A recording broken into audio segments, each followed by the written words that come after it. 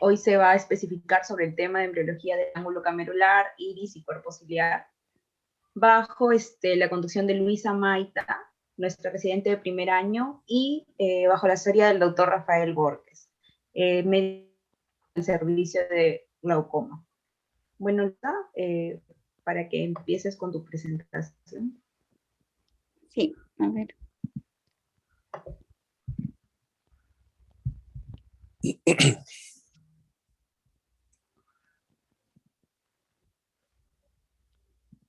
Ok. Bueno, buenas noches con todos, doctores. Bueno, como he dicho la doctora, soy médico residente de primer año del Instituto Nacional de Oftalmología y hoy día vamos a hablar acerca de la embriología del ángulo camerular, el iris y el cuerpo ciliar.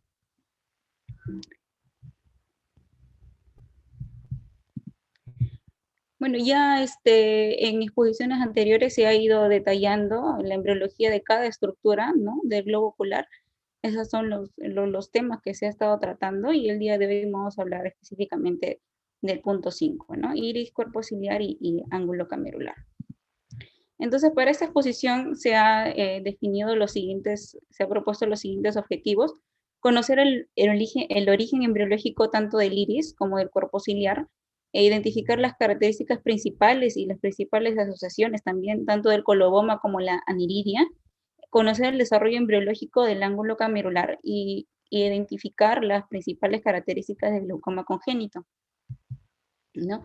Esta imagen es importante para hacer un breve recuerdo anatómico acerca del iris. Como sabemos, pues el iris es una estructura que divide tanto la cámara anterior y posterior, ¿no? Consta de una doble capa de epitelios pigmentados, un epitelio pigmentado posterior y un epitelio pigmentado anterior, ¿no?, conocido como el mioepitelio, del cual va a derivar el músculo dilatador del iris, ¿no? Este epitelio pigmentado anterior mira hacia el estroma, que como sabemos está compuesto por colágeno, ¿no?, numerosos células de fibroblastos, melanocitos, abundantes vasos sanguíneos, y un epitelio pigmentado posterior que mira hacia la cámara posterior, ¿no? Y esta imagen, pues, es para recordar la anatomía del cuerpo ciliar, que como sabemos está conformada por una doble capa de epitelio, un epitelio no pigmentado posterior que mira justamente hacia la cámara posterior, ¿no?, una membrana basal que mira hacia la cámara posterior, y un epitelio pigmentado anterior con su lámina basal que mira hacia el estroma, ¿no? Entonces, estas imágenes y estos recortes histológicos del Laboratorio de Patología Ocular del Dr. Francisco Contreras, cortesía de la doctora Lilia Marroquín, es útil para observar acá la anatomía o una imagen histológica donde nos detalla la estructura del iris, ¿no? Con un epitelio pigmentado posterior que habíamos dicho que mira hacia la cámara posterior, ¿no? Y un epitelio pigmentado anterior que mira hacia el estroma, ¿no? Y esa estructura de acá, como sabemos, es el músculo dilatador del iris, proveniente del mioepitelio, ¿no?, del iris. Y en este recorte histológico también podemos observar acá mucho mejor el iris, ¿no?, con el cuerpo ciliar y los procesos ciliares. Acá tenemos el epitelio pigmentado posterior, que mira hacia la cámara posterior, y acá el cuerpo ciliar con un epitelio no pigmentado posterior que se continúa justamente con el epitelio pigmentado posterior del iris, ¿no? Entonces, iniciemos, ¿no? El desarrollo, el ojo en desarrollo aparece en un embrión de 22 días, ¿no? Y en esta imagen de acá vemos las estructuras principales como el ectodermo superficial, el prosencéfalo y los surcos ópticos. Entonces, justamente alrededor del día 22 aparece un par de surcos poco profundos a ambos lados del prosencéfalo, ¿no?, que son estos, los surcos ópticos, ¿no? Y alrededor del día 24, con el cierre del tubo neural, estos surcos forman evaginaciones del prosencéfalo llamadas vesículas ópticas. Estas vesículas, ¿no?, de manera subsecuente, ya alrededor del día 28, entran en contacto con el ectodermo superficial e inducen en esta capa cambios necesarios para la formación ¿no?, de la placa cristaliniana, que más adelante nos sirve para el desarrollo del cristalino, ¿no?, que ya ha sido expuesto anteriormente. Poco después, en el día 32, la vesícula óptica comienza a imaginarse, ¿no? Y forma la copa óptica, esta estructura de acá, ¿no? Con una doble pared, con capas interna y externa, ¿no? Una capa externa, llamada una capa pigmentaria, y una capa interna, es la capa neurosensorial, separadas por un lumen denominado un espacio intrarretiniano. Eso sucede alrededor del día 22, ¿no? Entonces, como vemos acá, la copa óptica con sus capas externa e interna, ¿no? Pero poco después, ya alrededor del día 24, este lumen, este espacio intrarretiniano que viene entre ambas capas, se desaparece, ¿no? Y ambas capas quedan adosadas, pero sin fusionarse.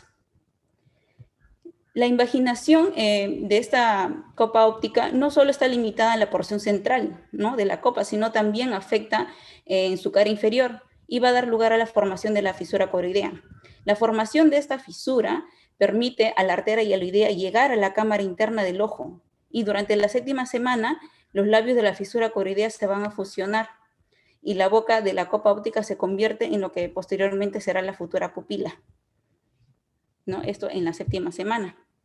Ya alrededor de la semana 15 tenemos en la retina ambas capas, ¿no? Una capa pigmentaria externa y una capa interna, que es la capa neural. La capa, los 4/5 posteriores, denominados pues la parte óptica, ¿no?, de la retina, que forma parte de la capa pigmentada, va a ser útil para la formación pues de los conos, de los bastones, ¿no? Y que ya ha sido un motivo de una exposición, ¿no? Y esto va a formar pues lo que es la parte óptica justamente de la retina, ¿no?, con la formación de todos los fotorreceptores.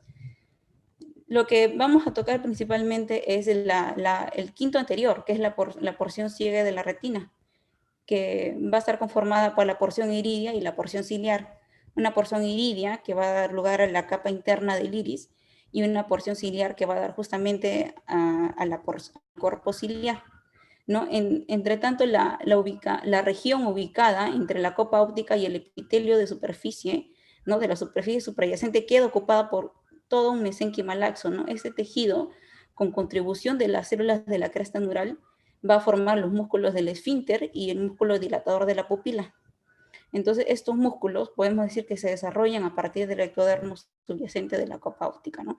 Entonces, como sabemos, pues usualmente los músculos se desarrollan en el mesodermo, pero esta es una característica importante, ¿no?, que los músculos del iris, tanto el esfínter como el dilatador, se forman a partir del ectodermo, ¿no?, con contribución de las células de la cresta neural.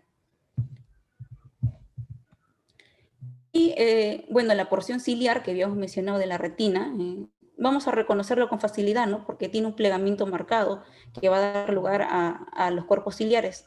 Y en su parte externa va a estar cubierta por una capa de mesénquima que forma el músculo ciliar, y en el interior va a estar conectado con el cristalino, ¿no?, por una red de fibras elásticas, lo que conocemos como el ligamento suspensorio sonula, y que la contracción pues del músculo ciliar va a cambiar la tensión del ligamento y va a controlar la curvatura del cristalino y va a dar lugar al proceso de acomodación, ¿no?, como conocemos.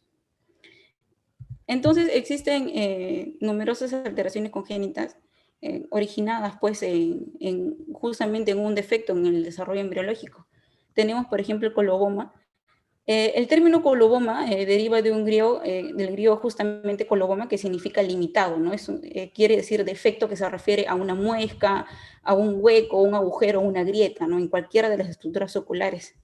Entonces decimos que el coloboma es un defecto congénito del sector inferior del iris, o bien se puede decir que es una escotadura en el margen pupilar que le otorga a la pupila un aspecto de cerradura. Su origen se debe a una falta del cierre de la fisura coroidea que habíamos mencionado durante el cierre o el plegamiento de las capas de la copa óptica, ¿no? Y esto sucede alrededor entre la 6ª y la 7ª semana. Entonces, por lo que se puede decir que pueden estar involucrados diversas estructuras, no solo el iris, ¿no?, sino también la retina, el cuerpo ciliar, incluso el nervio óptico. En esta alteración congénita se han identificado mutaciones de diferentes genes, principalmente del gen PAX2, y que pueden estar presentes colobomas aislados o incluso asociados con otros defectos, como por ejemplo defectos urogenitales. Y es importante hacer la realización de exámenes complementarios para el diagnóstico de otras anomalías, ya que el coloboma puede estar asociado a diversos síndromes congénitos, como por ejemplo el síndrome de Sjögren, ¿no? En un 87% se ha visto que se encuentra asociado. Y esto, aparte del coloboma, está incluido alteraciones cardíacas, atresia de cuanas, también alteraciones genitourinarias, incluso alteraciones auditivas. Otra alteración congénita tenemos la aniridia. Se dice que tiene una prevalencia de 1 en 50.000 personas y mutaciones en el gen PAX6 se ha visto muy involucrado con la aniridia, ¿no? Como habíamos visto en la primera exposición de embriología, se mencionó que el PAX6 es un gen muy importante, ¿no? Y como vamos a ver más adelante, o ya hemos visto en exposiciones anteriores, está involucrada en las mutaciones a nivel de este gen, está involucrada en muchas alteraciones congénitas a nivel del desarrollo embriológico a nivel ocular, ¿no? Y en este caso, en la aniridia, el locus afectado es el 11p13. Este es un trastorno bilateral con ausencia de todo o casi todo el tejido iridiano y que puede asociarse incluso a hipoplasia del iris o también hipoplasia del nervio óptico y de la fobia, y esto puede resultar un nistagmo sensorial congénito. Incluso se puede asociar otras alteraciones como cataratas polares anteriores, cataratas corticales, glaucoma, opacidades a nivel corneal, subluxaciones del cristalino o microcórneas. La aniridia puede ser esporádica o puede ser familiar. ¿Ya? Y se ha visto que la aniridia esporádica se asocia al tumor de Wills en la tercera parte de los casos. Y el tumor de Wills forma parte de la asociación BARG, que como recordaremos, se refiere a, la W se refiere al tumor de Wills justamente, la A de aniridia, ¿no? La G de alteraciones genitourinarias y la R de retardo mental. Y pues también puede formar parte de un síndrome de Gillespie, que justamente está incluido en las alteraciones genitourinarias y retardo mental que ya habíamos mencionado, ¿no? Para hablar del ángulo camerular, pues es importante recordar a las estructuras, ¿no? Que como ya sabemos forman parte de este ángulo, ¿no? Sabemos pues que el ángulo camerular es el límite más periférico de lo que es la cámara anterior, ¿no? Con una pared corneoescleral, ¿no? Con la inserción de la raíz del iris, el borde del cuerpo ciliar, ¿no? El canal de Schlenk y la línea de Schwalbe, ¿no? Entre las estructuras que conforman el ángulo iridocorneal. Entonces, se dice que existen dos teorías aceptadas sobre el mecanismo por el cual se formaría el ángulo de la cámara anterior. Tenemos la atrofia y reabsorción, o también la escisión y separación de estas capas. Ya alrededor de entre el tercer y el quinto mes aparece el primordio del ángulo de la cámara anterior. Se dice que tiene forma de anillo y su periferia está delimitada por un área triangular. Esta imagen de acá muestra el aspecto histológico del primordio del ángulo de la cámara, tanto en el séptimo, en el octavo y el noveno mes de gestación, ¿no? El ángulo se va a desarrollar en dos direcciones. Se dice que se desarrolla hacia la periferia y hacia atrás, ¿no? Tiene un tejido mesenquimatoso definido y suelto que se grafica acá como cuadriculado.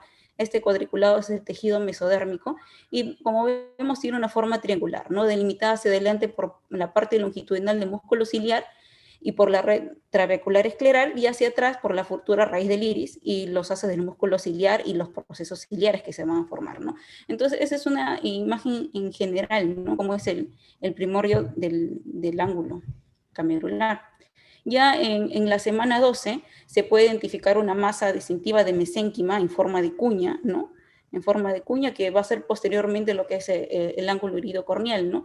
Por la unión justamente de la membrana pupilar y los márgenes laterales de la córnea, ¿no? Y entonces esto va a dar lugar a lo que es lo que en futuro va a ser el ángulo de la cámara anterior. Ya en la semana 13 se dice que el ángulo trabecular va a consistir en una colección densa de células mesenquimatosas estrelladas, es decir, derivadas, ¿no? de la cresta neural, y una matriz extracelular dispuesta de manera suelta, ¿no? Abundante células mesenquimatosas. El aspecto profundo del ángulo, como vemos acá en forma de cuña, se caracteriza por una fila de numerosos capilares que se dice que han crecido desde el plexo capilar de la superficie externa del ojo, lo que a futuro va a ser el plexo epiescleral, ¿no? Y esto va a estar revestido tanto por células endoteliales vasculares, y esto va a ser derivado del mesodermo, ¿no? Ya en esta imagen de microscopía electrónica de barrido del ángulo en desarrollo, revela que alrededor de la semana 15, la cara interna de la malla uvial está incompleta, ¿no? Y presenta numerosas perforaciones, como vemos aquí, y esto va a permitir la comunicación entre la cámara anterior y los espacios que se encuentran en la malla que aún están desarrollándose.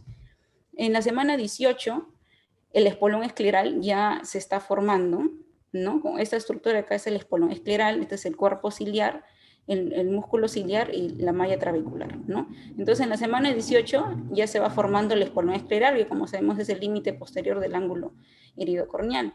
Entre la semana 18 y 20 se comienza con la formación de las vacuolas gigantes, ¿no? Que son muy características, como habíamos mencionado, ¿no? Del canal de Schlenk, que con sus aberturas tanto apicales como basales, que se encuentran en el endotelio del conducto, que son responsables, como sabemos, del paso del humor acuoso a través de la pared interna, ¿no? Y van a aparecer, como ya habíamos mencionado, entre las 18 y 20 semanas de gestación. En esta imagen también de micrografía electrónica, ¿no? De la red trabecular de un feto humano de 22 semanas, vamos a observar espacios intratraveculares agrandados, ¿no? Separados por trabéculas de tejido conjuntivo que están bien formados. Y acá vemos el tamaño del canal de Schlenk, ¿no? Que ya va formándose y ya presenta sus vacuolas gigantes en la pared interna, ¿no? Asimismo, también en esta imagen, ¿no? En este gráfico, más o menos alrededor del quinto mes del desarrollo, la matriz de tejido conectivo del ángulo trabecular ya está